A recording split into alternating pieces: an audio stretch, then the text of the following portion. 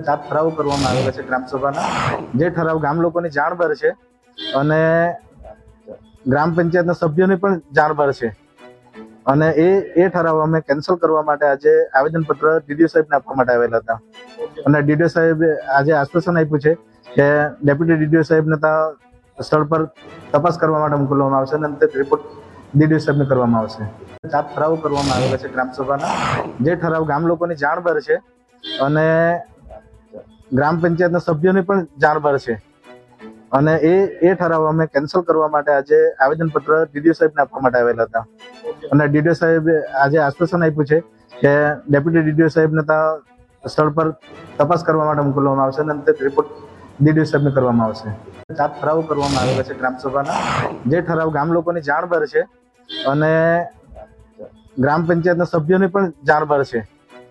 અને એ ઠરાવ અમે કેન્સલ કરવા માટે આજે આવેદનપત્ર ડીડીઓ સાહેબને આપવા માટે આવેલા હતા અને ડીડીઓ સાહેબ આજે આશ્વાસન આપ્યું છે કે ડેપ્યુટી ડીડીઓ સાહેબને ત્યાં સ્થળ પર તપાસ કરવા માટે મોકલવામાં આવશે અને તે રિપોર્ટ ડીડીઓ સાહેબને કરવામાં આવશે. 7 ઠરાવો કરવામાં આવેલા છે ગ્રામસભાના, જે ઠરાવ ગામ લોકોની જાણ બહાર છે અને ગ્રામ પંચાયતના સભ્યોની પણ જાણ બહાર છે અને એ ઠરાવ અમે કેન્સલ કરવા માટે આજે આવેદનપત્ર ડીડીઓ સાહેબને આપવા માટે આવેલા હતા અને ડીડીઓ સાહેબ આજે આશ્વાસન આપ્યું છે કે ડેપ્યુટી ડીડીઓ સાહેબને ત્યાં સ્થળ પર